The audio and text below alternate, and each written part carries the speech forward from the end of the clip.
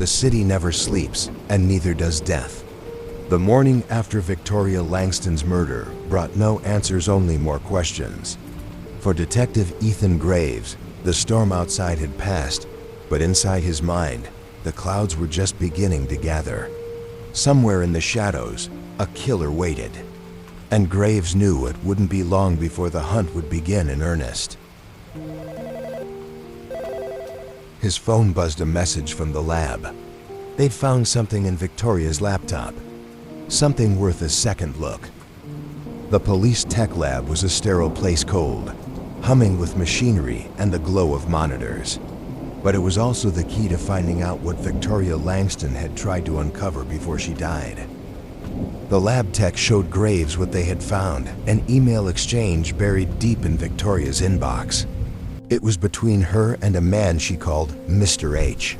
Their messages were brief, cold, filled with the tension of a business deal gone wrong. Victoria had been demanding a meeting. She wanted Mr. H to come clean. "If you don't, I will," she wrote. "You have until tomorrow." Graves could feel the weight of those words. She had been playing a dangerous game, and it had cost her her life. The last message from Mr. H suggested a meeting at a private club downtown, the kind of place where people went to disappear. Graves knew what he had to do. It was time to visit the shadows where secrets lived. The club was hidden in plain sight, an old building with no sign, just a red awning and a doorman who looked like he'd seen it all. Graves approached, his eyes scanning the crowd. This was a place for people who didn't want to be seen. And somewhere inside, Mr. H was hiding. Graves flashed his badge to the doorman, who hesitated for a moment, then stepped aside. Inside, the air was thick with cigar smoke and whispers. The lighting was low, casting long shadows over the plush furniture. This wasn't just a club, it was a sanctuary for the powerful and the corrupt. At the bar, Graves spotted a familiar face, Jackson, an old informant who had traded the streets for the safety of managing places like this.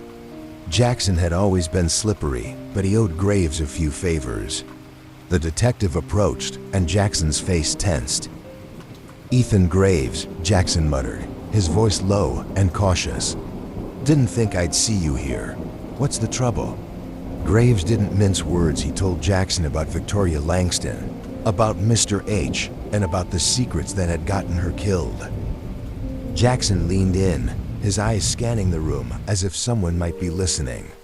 He told Graves about a man named Harrison, a regular at the club, always sharp-dressed and quiet, but with an air of danger that made people keep their distance. He had been seen with Victoria more than once. Graves slid a few bills across the bar, a silent payment for Jackson's information. But as he did, Jackson's words echoed in his mind. "Be careful, Ethan. Harrison's connected. You don't want to be caught in his web." Graves didn't respond. He had dealt with men like Harrison before, dangerous, yes, but not untouchable. And if Harrison was the key to Victoria Langston's murder, Graves wasn't about to let him slip away. The private room was dimly lit, with deep red curtains and leather chairs that smelled of wealth and secrets. Seated in one of those chairs was Harrison, a man who fit the description perfectly. Tall, well-dressed, with slick-back hair and cold eyes that showed no fear when he looked at Graves. "Detective Graves," Harrison said, his voice calm and controlled. "I've been expecting you." There was no shock in his expression, no surprise that Graves had tracked him down. In fact, it seemed like Harrison had been waiting for this moment. Graves wasted no time. He brought up Victoria Langston's name, watching carefully for any crack in Harrison's facade. But Harrison just smiled, a cold, calculated smile that sent a chill through the room.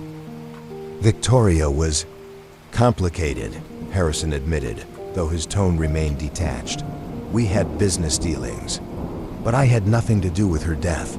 His words were smooth, too smooth, like a man who had rehearsed this conversation before. Graves wasn't buying it. He'd seen men like Harrison before, men who operated in the shadows, keeping their hands clean while pulling strings from behind the scenes.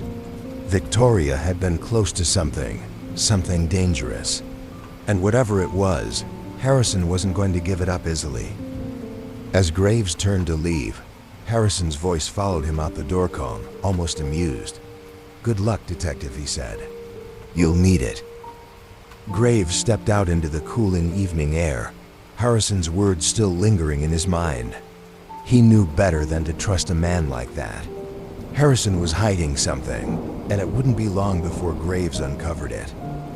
The call was from Dr. Claire Mason at the morgue. She had found new traces of an unknown substance in Victoria Langston's system. It wasn't just a clean-cut murder. She had been drugged first. Victoria had been drugged before she was killed. It was another piece of the puzzle, another clue leading back to Mr. H. But what was it she had known? What secret had been so dangerous that it had cost her her life? Far from the noise of the city, in a room bathed in shadow, someone else was working, erasing the traces of Victoria Langston's last days. "It's done," the voice said softly. "No more loose ends." Graves was getting closer to the truth, but the shadows were closing in fast.